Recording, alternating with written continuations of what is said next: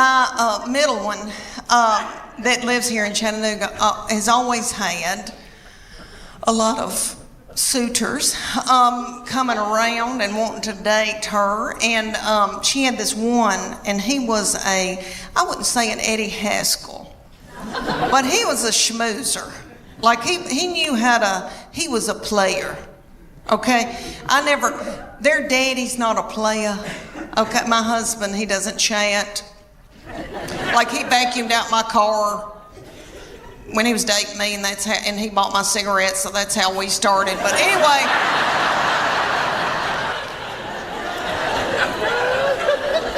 it was the 80s. But anyway, the young people call it player, some fast-talking boy. She had this fast-talking boy coming around, and he would say to me things like, "Miss Morgan, you look beautiful today." And I was like,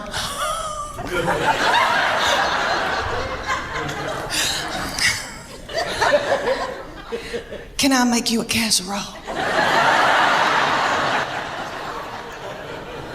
Thank goodness they broke up, because I was exhausted. I was mopping the floor and blowing my hair out every day. And I don't do that. Let me tell you why I got played. I thought, why am I so tickled when somebody compliments me? It's because my love language is words of affirmation. Have y'all ever heard of that book, 5 Love Languages? It is wonderful, and it works. It's the real deal. My husband and I went on a Sunday school class retreat when our children were little, and we watched this little frail man talk about it. Okay, and it was on Oprah, so it's real. But anyway, what it is there's 5 love languages, and you get the book, you read the book. Well, I don't read the book. But anyway, you take the test, and it tells you what your prominent love language is out of those 5, and it tells you what your partner's love language is. So then you can go home at night and feed your partner their love language, and they can feed you your love language, and then your love tank feels full. And if you don't do it, then your partner's liable to go to work, and they're at the water fountain, and some whore comes in.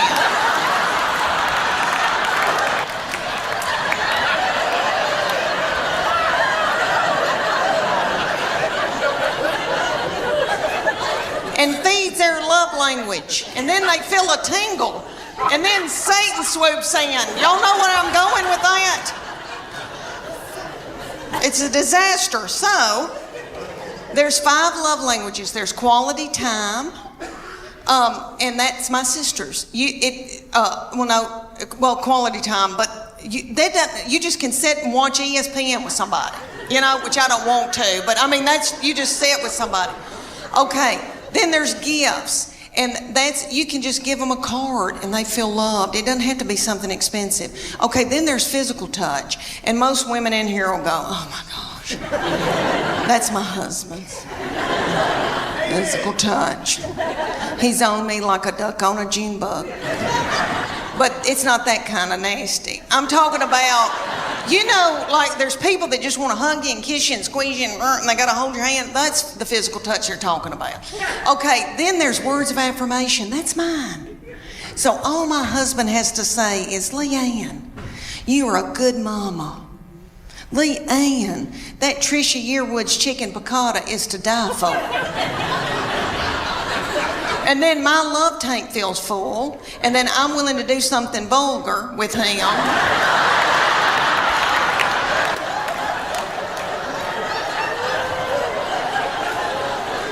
And then he gives me money to get my hair highlighted. So you see how it all works out. So his love language, the 5th one, is acts of service. So I have to go and build a set of shelves in the garage for him to feel loved. In the suit season, Lord, I've always worn a miracle suit, and I'll talk about that in just a minute, but I did a show for a group here in Knoxville named Darling. And after I did it, a woman came up to me and she goes, "Leanne, are you not going to Sears and buying you a swim dress?" And I thought, well, I didn't know my life was over.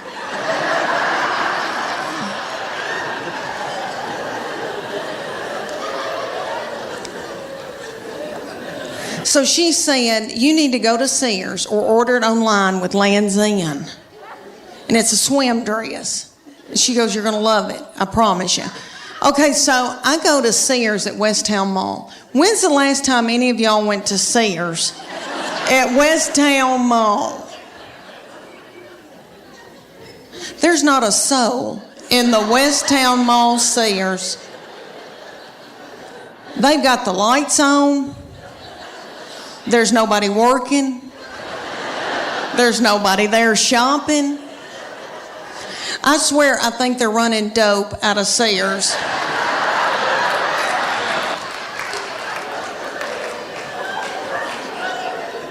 But I got me a swim dress, and I am beautiful in it. And I'll tell you why, because it shows my arms. My arms, the only thing I've got left living for. And they are my daddy's. Jimmy Fletcher, I got them from him. My sister gets so mad because she didn't get them, and she'll call me and say, you got daddy's arms, and just hang up on me.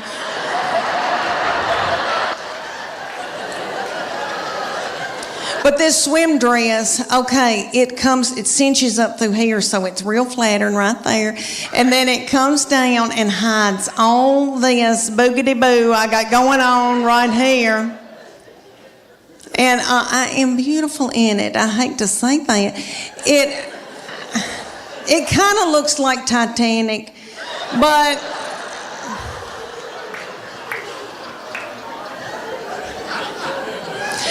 for years I wore a miracle suit. Okay, the miracle suit is in Dillard's and Bell, Macy's, are all over. And there'll be hundreds of them in a big area at a department store. And there's a tag hanging from all of them that says, miracle suit. Lose 10 pounds in 10 minutes. And you do, because you sweat yourself to death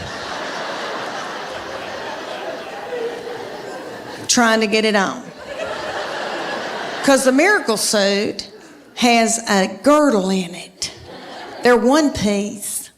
So the girdle is right through here, so it smooths you out real pretty through here.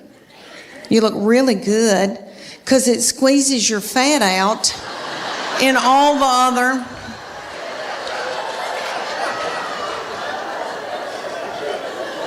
other directions, all the other holes. And I would buy it because I felt desperate and I didn't know what else to do. And I didn't feel pretty in them. And then I'd buy a sarong and wrap it around my whole body. And then sit under an umbrella and act like I was reading. But I bought them every year. I had them all the time. And I look back in videos from vacations and I've got them on and it's awful. Okay, so my girlfriend, the one with poop, you remember her? Okay, she found out that I had one. She was like, oh my gosh, I want one. So she drove down from Greenville, Tennessee, and they went to the Dillards. And she brought her 14-year-old daughter with her, and they got in the dressing room at Dillard's, and the 14-year-old was sacking her mama up in this bathing suit.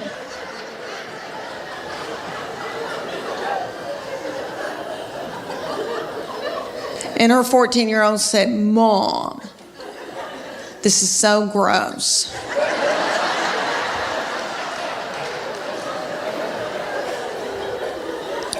Put it back, let's get out of here. She said, I can't, I've got to buy it, I just peed in it. Oh gosh, let me tell y'all about my third baby, my baby child. She just finished her first year at Sanford in Birmingham, Alabama, and we begged her not to leave us. She is so yummy and she smells good. And she's funny, and so her daddy and I begged her to go to Phoenix Online.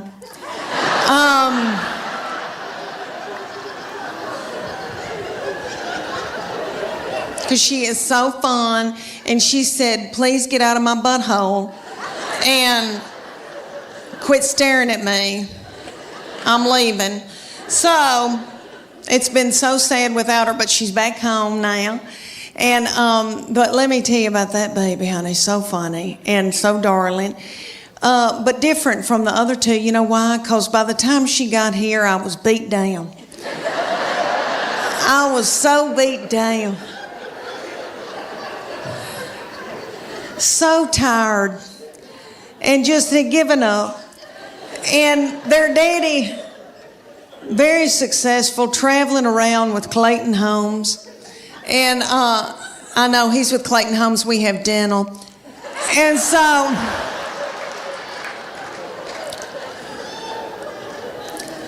this baby, let me tell y'all about her. I have treated her different from all the other ones, honey, because, all right, everything that she'd do, like she'd start crying when she's a baby, because babies, you know, the third, fourth, and fifth, you know, they cry, and you just let them. And I'd be like, what's she crying about? She wants your toy? Well, just give it to her.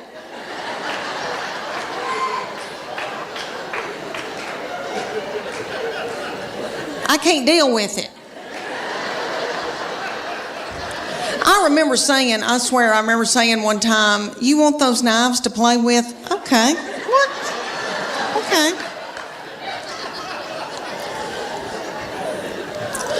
When she was at getting her driver's license, so different from when the first one got his. Honey, he got his, and we were so strict with him. We'd say, you can go to school, but you got to call us when you get there.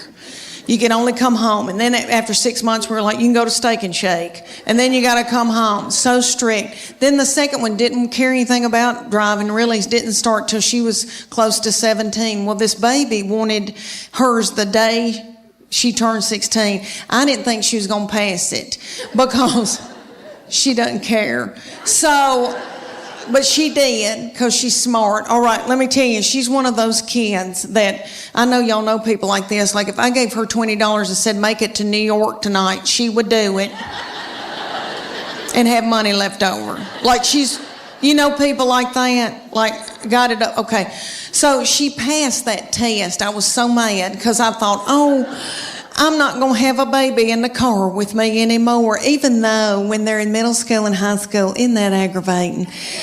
When they turn that radio up and it's blasting and I don't like that song and booming and a-doing, and then I'm trying to drive and I feel like when I can't hear, I can't see. Oh, I don't know. It's awful. But she went and got that darn driver's license, and this is how different it was raising her from the first one and the second one. She got that driver's license. My husband and I were sitting there at night, and he said, where is she? And I said, I don't know.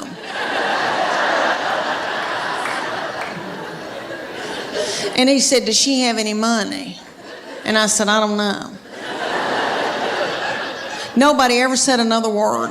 My middle one that lives here in Chattanooga has always had a lot of suitors coming around and wanting to date her. And she had this one, and he was I wouldn't say an Eddie Haskell, but he was a schmoozer. Like he knew he was a player. Okay, their daddy's not a player. Okay, my husband, he doesn't chat. Like he vacuumed out my car when he was dating me, and he bought my cigarettes, so that's how we started. But anyway,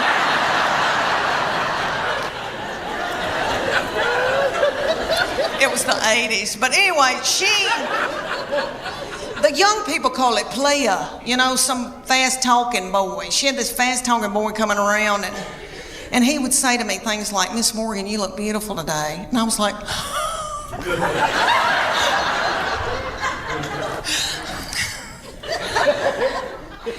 can I make you a casserole? Thank goodness they broke up, because I was exhausted. I was mopping the floor and blowing my hair out every day. And I don't do that. Let me tell you why I got played. I thought, why am I so tickled when somebody compliments me? It's because my love language is words of affirmation. Have y'all ever heard of that book, 5 Love Languages? It is wonderful, and it works. It's the real deal. My husband and I went on a Sunday school class retreat when our children were little, and we watched this little frail man talk about it. Okay, and it was on Oprah, so you know it's real. But anyway, what it is there's 5 love languages, and you get the book, you read the book. Well, you don't really, I don't read the book. But anyway, you take the test, and it tells you what your prominent love language is out of those 5, and it tells you what your partner's love language is. So then you can go home at night and feed your partner their love language, and they can feed you your love language, and then your love tank feels full. And if you don't do it, then your partner's liable to go to work and they're at the water fountain and some whore comes in.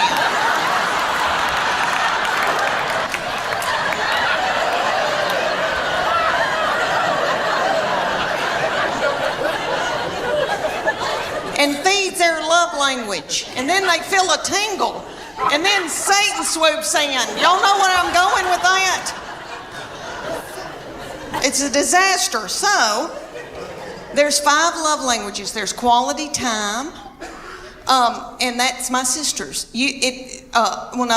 Quality time, but you just can sit and watch ESPN with somebody, you know, which I don't want to, but I mean, you just sit with somebody.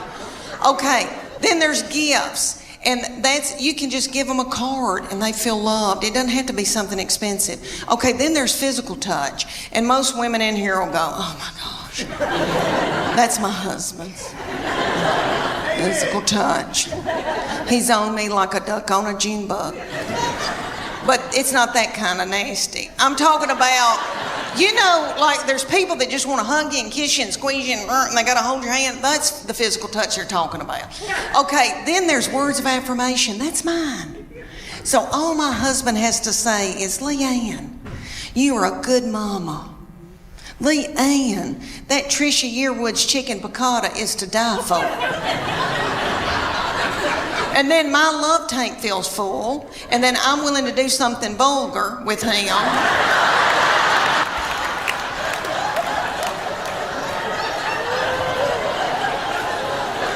And then he gives me money to get my hair highlighted. So you see how it all works out. So his love language, the 5th one, is acts of service.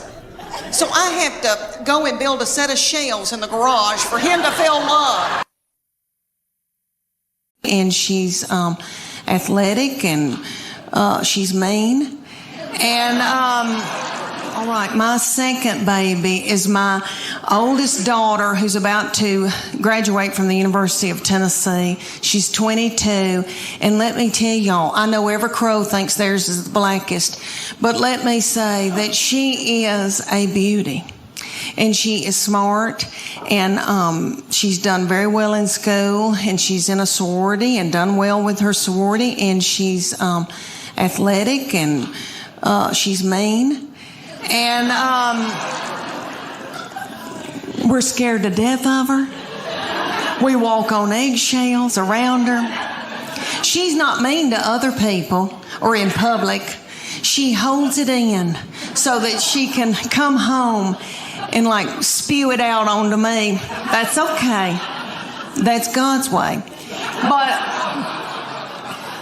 this is what I think happens. When she was a junior, her summer between her junior and senior year, I think that God allows this to happen. And you little girls, that your babies aren't this old, just listen to me. All right, one day they'll just turn on you. And you'll think, who in the world is this? Who's coming down the steps in the morning? We don't know who this is. I think that God allows that because He knows that you're about to let your baby go off to college or whatever they're going to do, and He knows that you're grieving. So He makes them just as mean as He can so that you can let them go. And I believe that. That summer, the very breath that I breathed out of my nostrils made her so angry. We were not allowed to eat cereal in our own home because she couldn't stand to hear us chew. I don't mean to talk about her because she had a lot on her. She had to empty the dishwasher. Stuff like that. That's so hard. Okay, let me tell you about an example when she was probably your baby's age, y'all's little children, because y'all are so cute. Look, their thyroid's still functioning. Y'all still got hair. Good for y'all. Y'all got on little britches. Yay. Okay.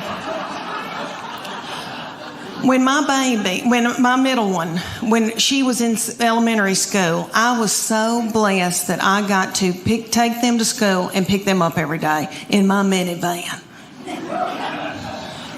And I would watch them come out, my girls, and I saw them. They were in a good mood. I saw it. All right, they would be goosing each other and waving to all the little children and the principal. See you tomorrow. Okay. Then they'd come over to my minivan, get in, slam the door. That middle one would take her backpack and sling me in the back of the head with it. She'd say every day something like, I'm starving to death. You don't have a piece of cheese in this car? Your driving's making me car sick. I hate her. Why did you have her? And the baby would be sitting over the back. She'd be going, Mom, Mom, Mom, Mom, Mom. And I'd say, what? And she'd go, Mom, Mom, Mom, Mom. I go, what? I'm listening. She could say some of the craziest things. She said to me one day, did Jesus ever have head lice? How do you answer that? I said, well, baby, I don't know. But if he did, I know he healed it.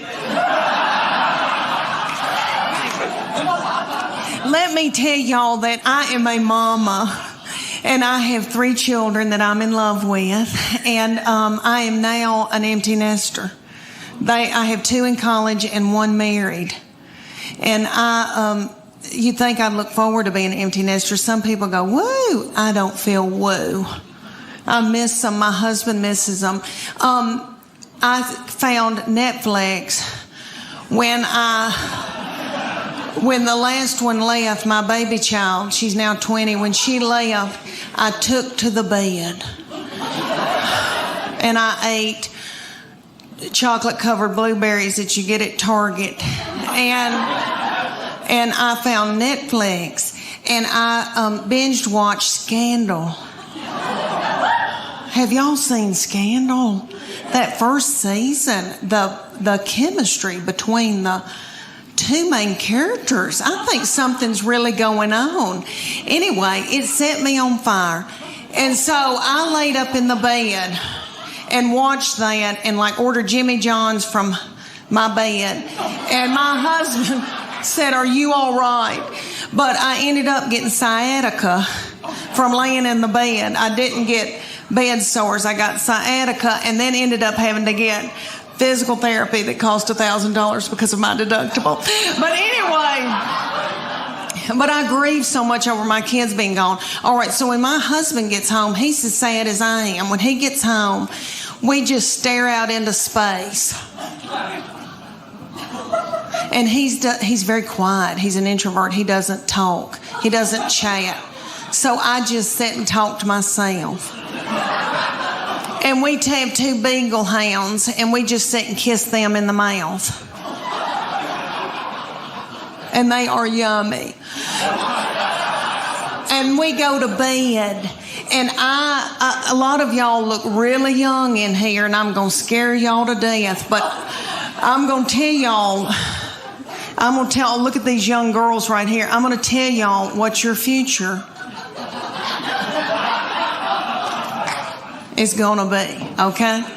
All right, when you get to be about your mid-40s, you're going to start a thing called perimenopause. It's before you go through menopause, and it makes you crazy. And you sweat in the bed at night. Okay, and all your hormones get messed up. All right, I go to the bedroom and I am so hot at night that I put the air on 68 because I don't want to die. My husband puts it back up on 70. And he says, you're freezing me to death. He's having to wear pajamas for the first time in our marriage. Okay. He said, I can see my breath. That's a lie. But I know he is cold because one time he had to wear a toboggan. But anyway, we get in the bed, and that big beagle, who is 10 years old, a boy named Augie, who is so sweet. My husband spoons him in the bed. And then we've got a new little beagle that is a pocket beagle, and her name is Gigi, and she is so yummy. And she had a nervous tick when we got her, and she ate our couch. But other than that, I love her. And she gets in the bed, and she backs her little butthole up against my head at night, right here. And when we get, all right, so when my husband spoons that big one will wall his eyes at me and looks like, I don't want him. I want you. So when my husband drifts off to sleep, that big beagle scoots over and then gets in the crook of my legs. So through the night, I break out in a sweat because I'm in perimenopause, and it's right here in the back of my neck. Dr. Oz said it. Okay, so then I'm sweating like I've done Zumba all night. And my husband snores. It depends on if he's put on weight. If he's stressed out at work, he'll put on weight. He'll eat a bunch of white flour. And then he snores a different way. But if he's playing tennis and he's watching what he eats, this is really how he snores. He starts going, pew, pew, pew. It's enough to kill you. Okay, you can set a watch by it. Sometimes it's just a puff of air, and it's on my head with a butthole right here, with a big beagle right here. So that's your nighttime routine of perimenopause. Look at how beautiful they are. See, they still have their bloom. Good for y'all. Y'all are probably out doing yoga. Okay, I have given up. All right. Let me tell y'all how this all started between me and my husband. We met at the University of Tennessee while he was stalking me. He was so tickled with me. Okay, he was getting an MBA. I was finishing up my undergraduate. He is so smart and such an overachiever that he had already gotten an undergraduate, worked for 2 years, and got an MBA. I was just finishing mine up, my undergraduate, because I'm so fun. And I thought, oh my gosh, he is so smart. He can do math. He can reconcile a checkbook. There's no telling where we're going to go, what we're going to see, how we're going to live. Well, we graduated, and he decided to buy a used mobile home business in Bean Station, Tennessee. And I know y'all don't know where Bean Station is. In the foothills of the Appalachian Mountains. Did any of y'all ever see Deliverance? I think they filmed that there. Beautiful, beautiful lakes and pretty and all that. But so he moved me there, and he wanted me to be in sales for him at this used mobile home business. So I did that day. Until I saw a family drive up in a Gremlin with the window out and a 9-year-old smoking a cigarette. That's the truth. She lit it off of her Meemaw. And that's her grandmother. Do I need an interpreter? Okay. She lit it off her grandmama. And so I quit that day, and I went home and I got pregnant that night. All right. Thank you. Thank you. I had 3 babies in 4.5 years. Yeah, it hurt. It did. I was pregnant and or breastfeeding for 6 straight years in the foothills of the Appalachian Mountains. And let me tell y'all, when I found out about my 3rd baby, I feel terrible how I reacted, but I was so overwhelmed and so tired. But I knew that day I didn't feel right. I thought, what is wrong with me? I'm tired and I kind of feel sick. And I thought, oh my gosh, surely I'm not pregnant this quick after this, because my girls were 20 months apart. So I had to know. I was crazy. I drove to the Walmart in the foothills of the Appalachian Mountains, and I took my 2 babies with me and the diaper bag and all that stuff you take with you. And I went into the Walmart and bought an EPT pregnancy test. I took it in the stall and I tinkled on it. And my 3-year-old boy looked at me and said, "What, is it positive?" And it was. And I drove home just as fast as I could, and I called my husband at work, and I said, "You're trying to kill me, aren't you?" "Well, you're not going to, because I'm going to walk out in the woods and let the animals eat me."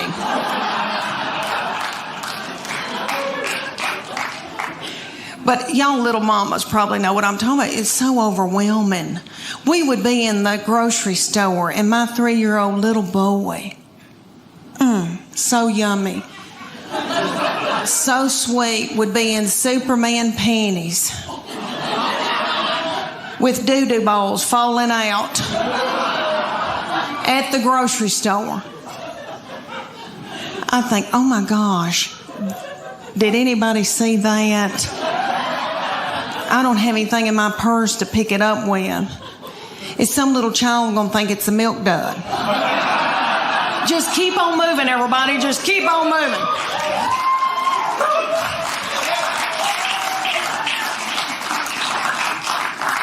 Oh, me. All right, now they are grown. And I cannot believe it. It just flew by. My boy is 24 years old, and he is married. He got out of college. He met his college sweetheart his freshman year. He said he would never marry young, but he did, and he brought her home. And all right, who in here has had boys and girls? Can you clap?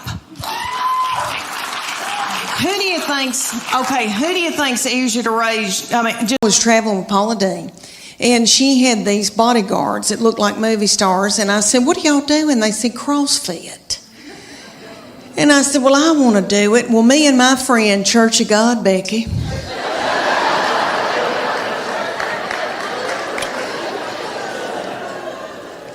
Church of God, Becky and I joined the CrossFit in Knoxville. The CrossFit was run at the time by these little children. They were in their early 20s, and they were beautiful, and they looked like movie stars, and their little fannies looked like baseballs. And I wanted my fanny to look like a baseball. So I made Church of God Becky join, and she'll do whatever I say. So anyway, and I call her Church of God Becky because she was raised Church of God. So sweet, sheltered. Like I have to explain things to her. Things like camel toe.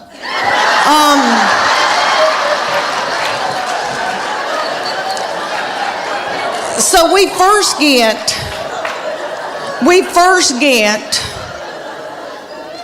to the CrossFit. And if y'all don't know what CrossFit is, it's military moves like push-ups, pull-ups, burpees. I hate a burpee. Okay, all these things, they would put like a tractor tire in the parking lot, and they'd set little Becky in it, and I would pull Becky across the parking lot as she was holding her purse.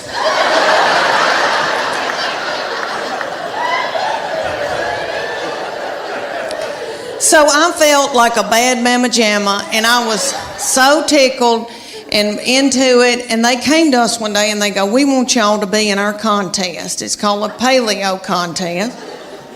And It's going to be 10 weeks long. The men are going to be against each other and the women, and we're going to take your before and after picture, and whoever's body has changed the most at the end will win 3 months of free training.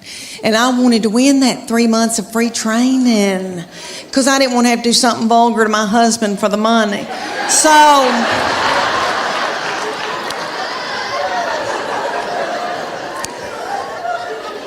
So we're going along, and one day they just pop up and go, okay, it's picture day. We're like, what? And they said, okay, take your top off and leave your exercise bra on and your spandex, your yoga pant, and we're going to take your picture. Well, I didn't want those young boys to not ever want to marry and have children.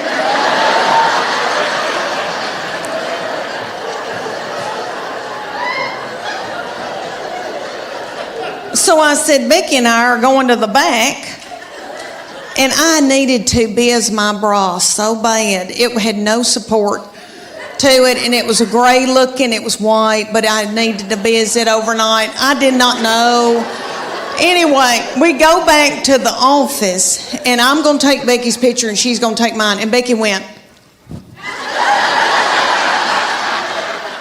I said, what are you doing, Becky?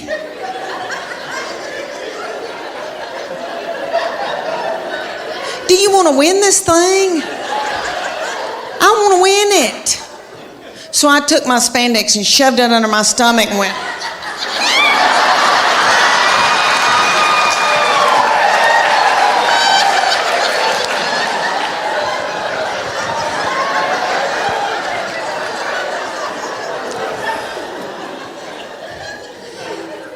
That picture is on the internet.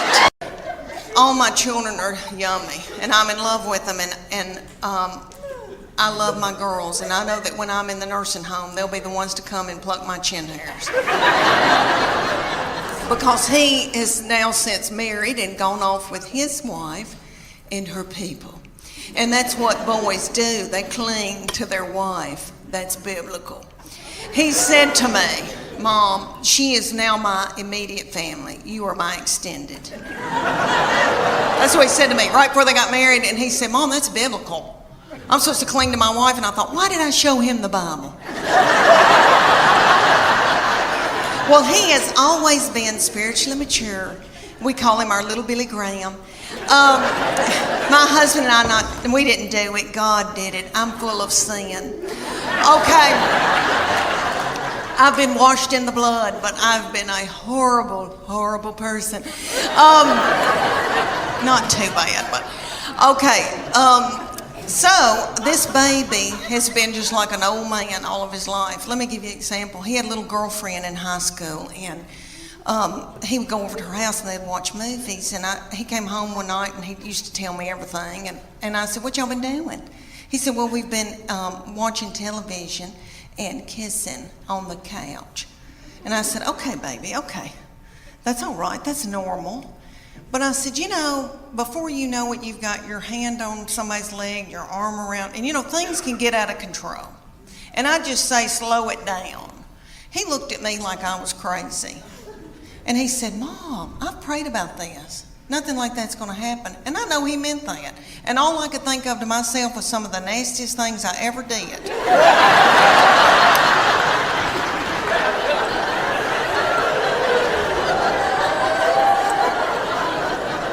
Was at the Adams United Methodist Youth Fellowship on a hayride. I don't know what it was about hay that set me on fire. I wish it did now,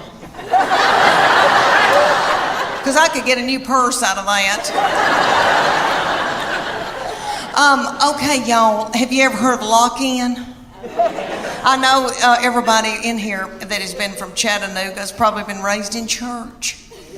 Okay, I don't know who that little darling, sweet fool was that came up with the lock-in.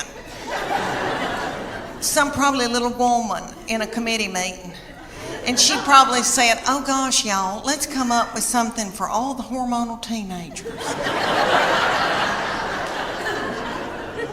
let's gather them up and put them in the church building and lock the door and turn the lights out and leave them there all night. Maybe somebody will end up pregnant. I've got on a... And we were going to learn the cha-cha, to Earth, Wind, and Fire, and I was going to kill it. Well, one night, he kind of flung me hard, and I thought, oh, something popped. And something doesn't feel right. The next morning, I woke up, and there was this big bulging thing about right here. And I called my girlfriend in Greenville, Tennessee, and I said, I think I've got backed up poop. And she said,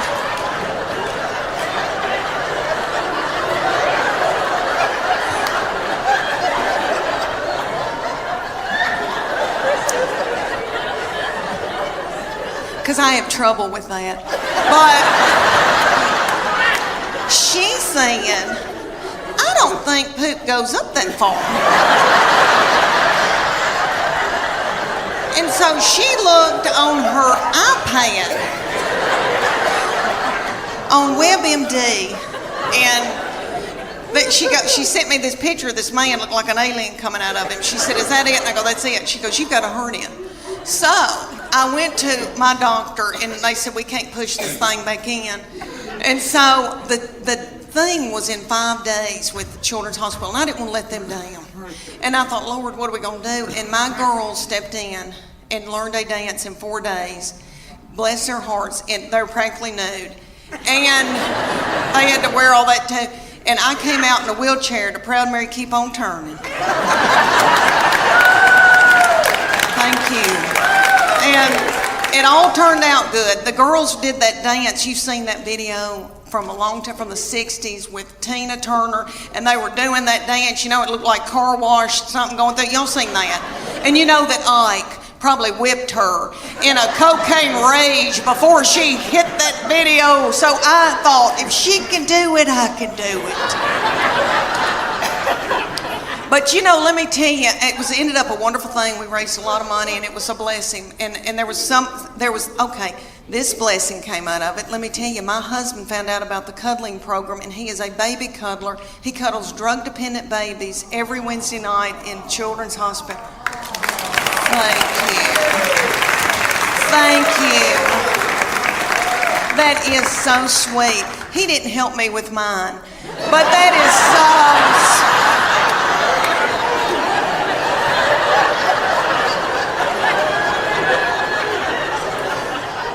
It's because he was out making a living.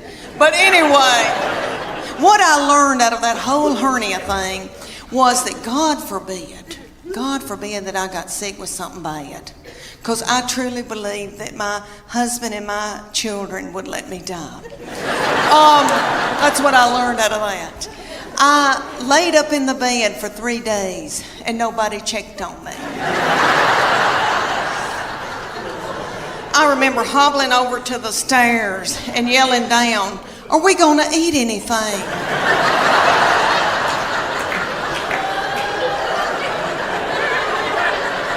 And I could just hear people going through my purse.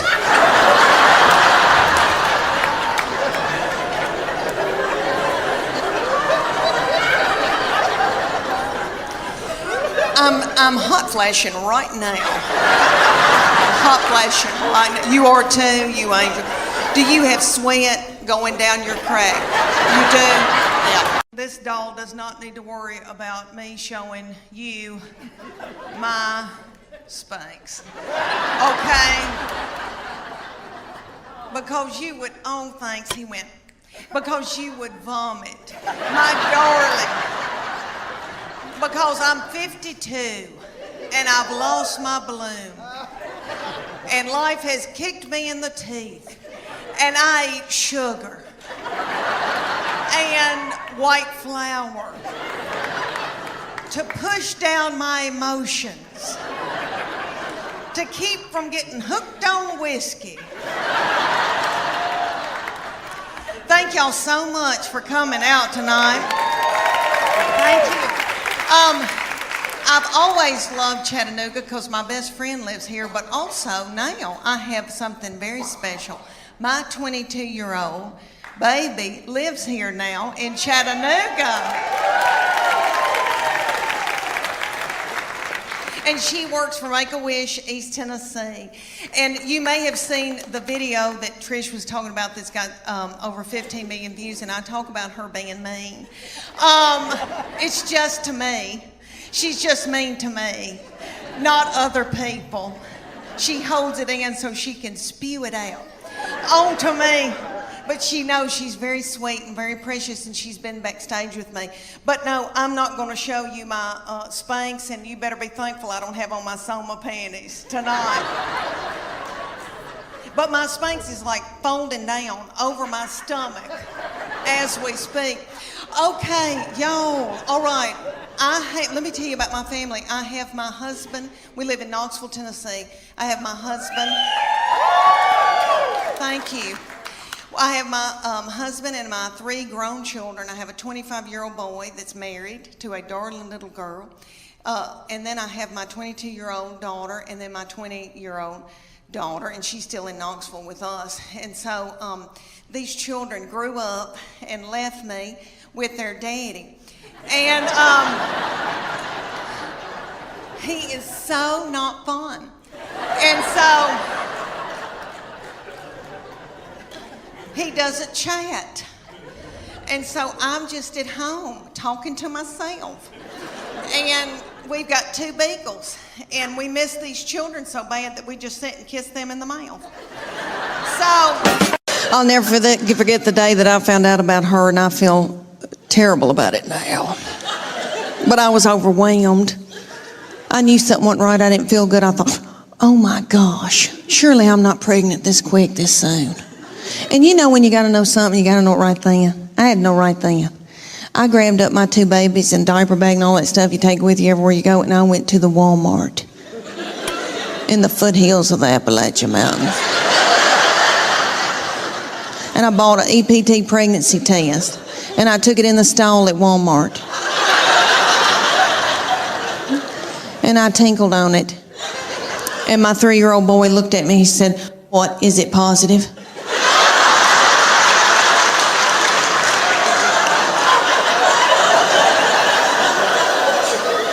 And it was. So I drove home just as fast as I could, and I called my husband at work. And I said, "You're trying to kill me, aren't you?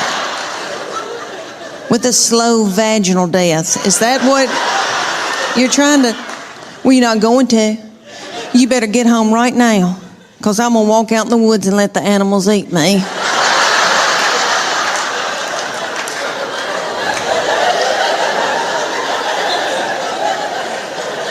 But let me explain to y'all why I was so torn up.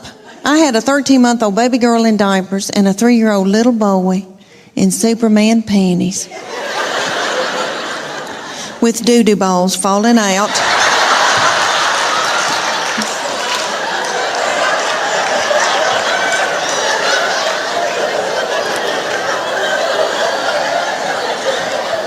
At the grocery store. I thought, oh my Lord, did anybody see that? I don't have anything in my purse to pick it up with. Is some little child gonna think it's a milk dud?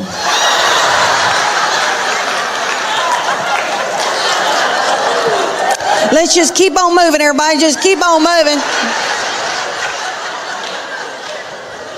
But God knew better than I did, because she's been a doll baby, but she's ruined. And I know I'm the one who did it.